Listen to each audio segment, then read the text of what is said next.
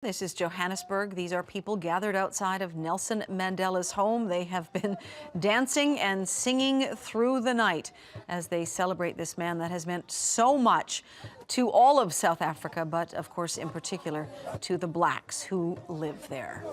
As you can see, that crowd mostly black, so it's interesting to see who's out in front. Now, this is our Here's the Deal segment of the show, and normally we get all rough and edgy, and we'll dial it down ever so slightly today, but I do Screw that. Yeah, dude, that wasn't part of the email that I got earlier. Okay, I'm trying, you know, let's not then.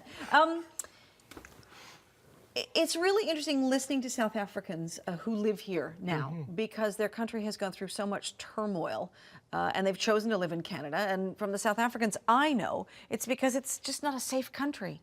It's not a safe place to be, white or black now. So dare I ask, in the hours shortly after he has passed away, were his goals met?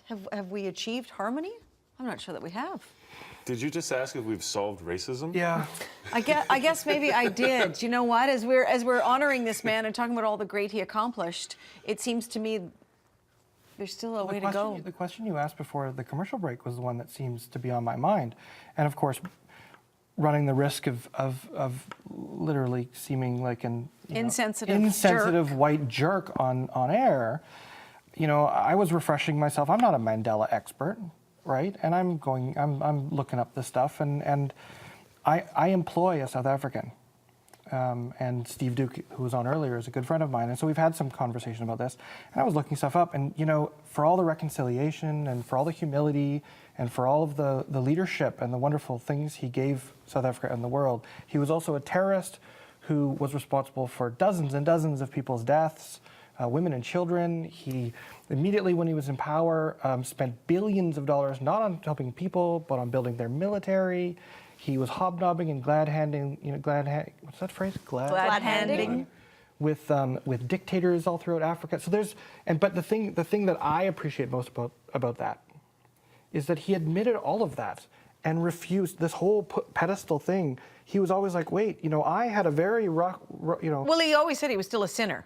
You know, absolutely. He wasn't perfect, and he didn't want what they were foisting upon him. But I think that's what a lot of people are looking for from various leaders now, is that when they do make a mistake, they don't take responsibility for it. We've seen that a lot over the last few months and years, in fact, people saying, no, where he actually did take responsibility from the very beginning. And I think a lot of people should and can learn from that, that you can...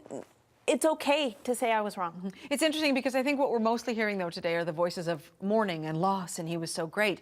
I spoke to one man who did say, no, I'm not going to talk about him. Millions of us don't live there anymore. We've fled our country. Well, I think that's what you get with any leader, any figure who's that prominent, is there's people who agree with him and there's people who don't. And at the event of someone's death, you're obviously not going to go spend an hour talking about all the terrible things he did in his life. Because I think on balance, and I think most people would agree with me, Nelson Mandela worked very, very hard to try and end racism in his country. And I think he came a long way. And was it perfect at the end? No. Is he a perfect man? No. But there are very few people I can say that lived 95 years that worked most of them to try and end racism. And on top of that, he is a lawyer that people liked, which is a very rare thing. You can relate to that? Yeah, those don't usually go together. Not usually, no.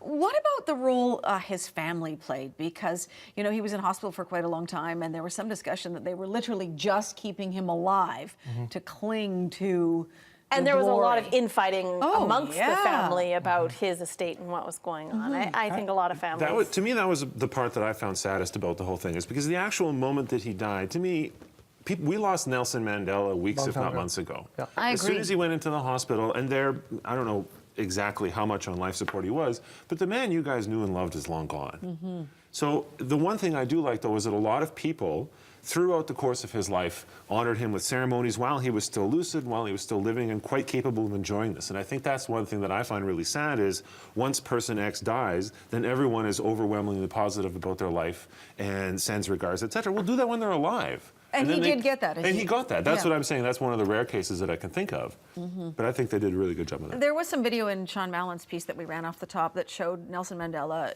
sort of in a recliner, clearly quite sick, and people around him, trying to, make it look good and make an appearance out of it. And that saddened me, because the man they knew who was strong and a fighter, if he could have spoken up and if he, would have said, "This is crap. Just leave me alone." Yeah, what are you doing here?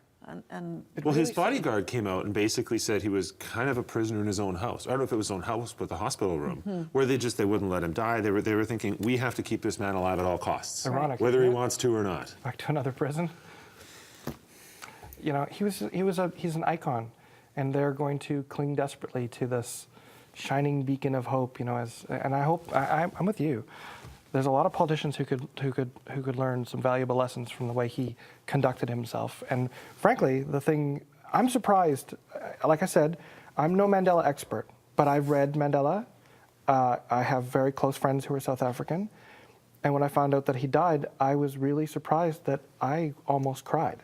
Really? Well, you went from insensitive jerk now to almost crying.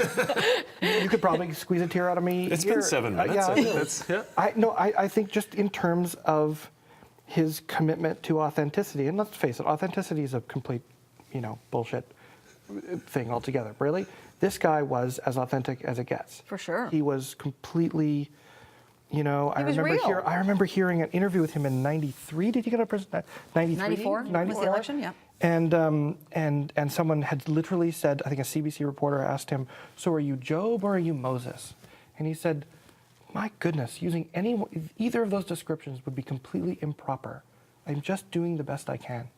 Leave that for others." Yes, but his best was quite spectacular. Spectacular. Yes. All right, we're out of time. Thank you, Chris Thompson, Mark Busse, Lee Jackson. Pleasure. Coming up next, a Burnaby MLA who knows all about the battle for racial equality. Raj Chauhan talks to us about Mandela's fight after this.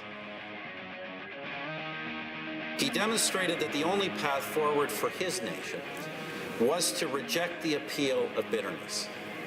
His magnanimity spared all South Africans incalculable suffering.